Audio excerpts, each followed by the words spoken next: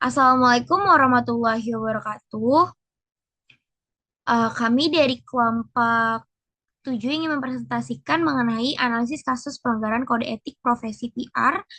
Kami mengambil kasus praktik greenwashing korporasi dan tantangan integritas human modern. Sebelumnya, perkenalkan nama saya Quinta dengan NIM 44241544.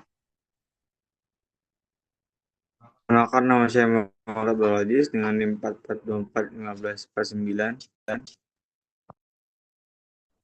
Perkenalkan nama saya Aulia Survei Salmia dengan NIM 44241305.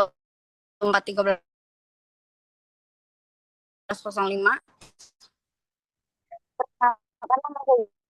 Kesal Seprendini, saya dari NIM 44241946.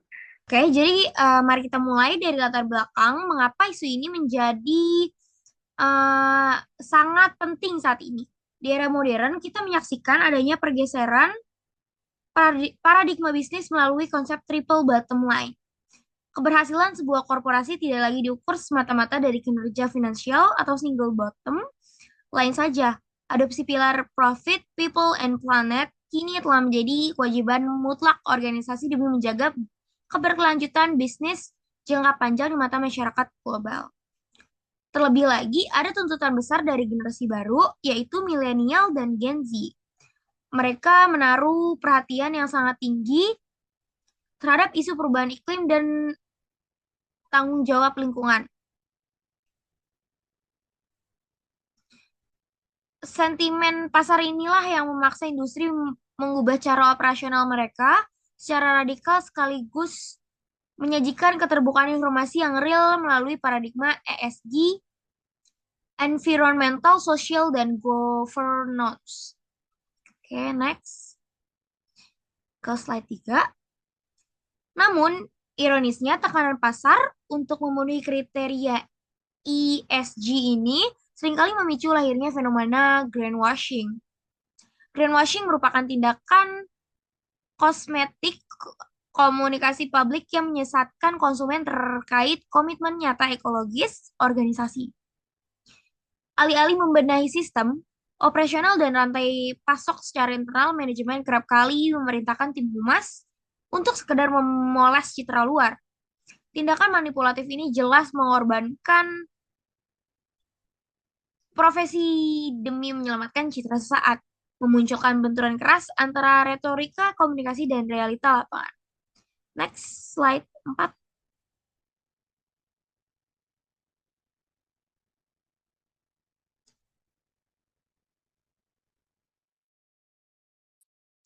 Ini ada krisis kerja konsumen,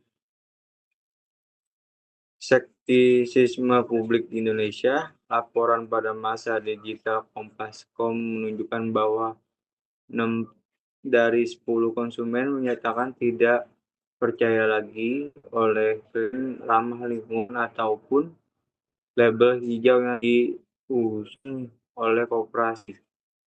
Hadirnya fenomena ini merupakan sinyal bahaya yang membuktikan bahwa publik kini jauh lebih kritis dan menolak manipulasi rektoria PR.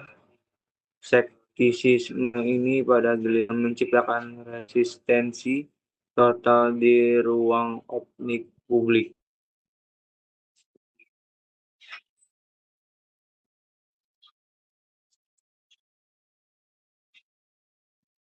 Selanjutnya ada metodologi studi kasus, pendekatan kualitatif deskriptif. Kajian ini menggunakan pendekatan studi kasus eksploratif untuk menganalisis secara komprehensif bagaimana ketidaksesuaian antara aksi korporat dan klaim lingkungan diekspos oleh media massa.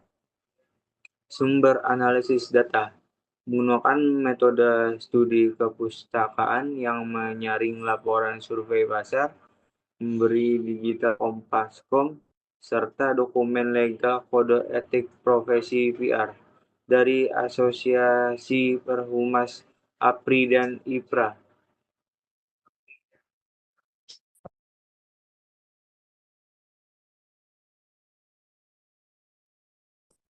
Baik, sekarang di slide selanjutnya urgensi kode etik profesi PR.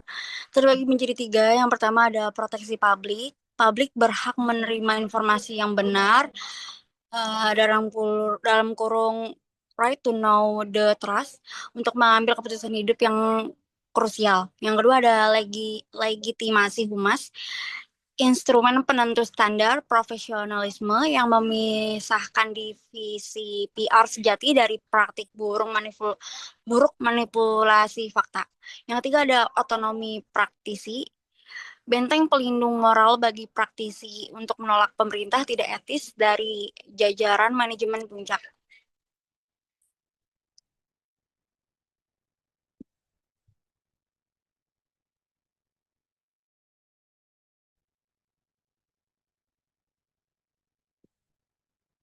Baik, di slide selanjutnya ada 3 wajah greenwashing. Terbagi menjadi 3 bagian lagi.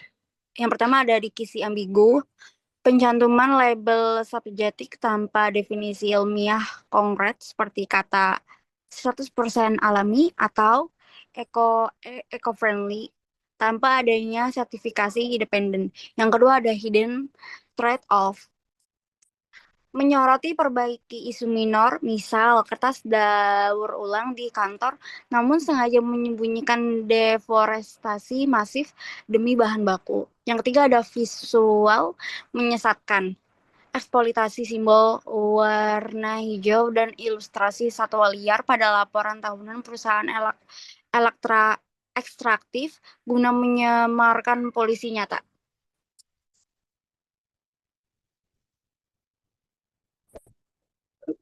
Selanjutnya ada itu pelanggaran kode etik yang dimana yang pertama penyebaran klaim lingkungan fiktif, yaitu tindakan ini melanggar pasal 1 Perpres mengenai hilangnya integritas pribadi dan reputasi moral serta melanggar prinsip kejujuran data edisi atau limbah berbahaya. Tindakan ini melanggar pasal 3 Perpres tentang larangan menyebarkan informasi yang menyesatkan publik, sekaligus melanggar prinsip transparansi IPRA karena sengaja menyembunyikan fakta penting bagi publik. Lalu yang ketiga, manipulasi riset untuk keberlanjutan sepihak, itu melanggar etika komunikasi Perhumas karena menghilangkan nilai kejujuran demi opini keuntungan serta melanggar kewajiban akurasi IPRA akibat gagal melakukan cross-check validitas data internal.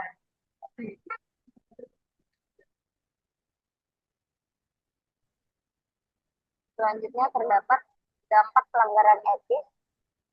Pelanggaran etis ini membawa implikasi buruk bagi 2 pihak, yaitu pertama bagi korporasi menyebabkan kehancuran reputasi jangka panjang karena sekali kecurangan terbongkar, kepercayaan publik akan luntur seketika.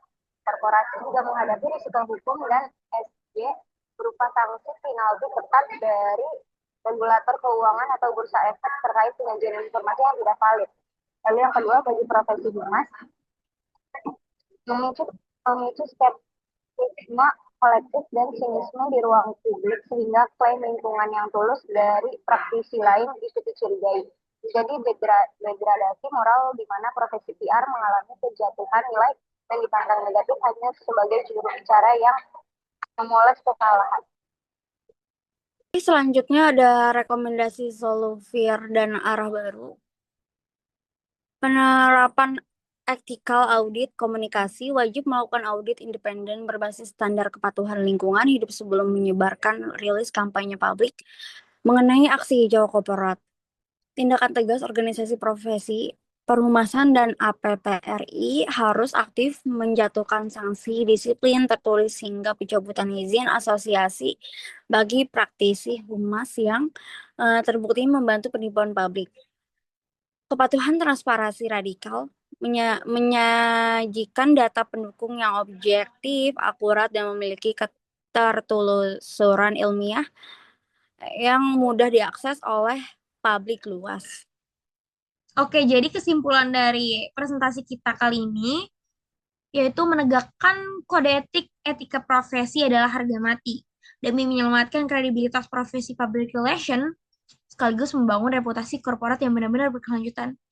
Jadi, bahwa kita menyimpulkan juga bahwa tadi perlakuan greenwashing itu sangat tidak disarankan karena bakal merusak profesi public relation dan benar-benar menghancurkan reputasi berkelanjutan.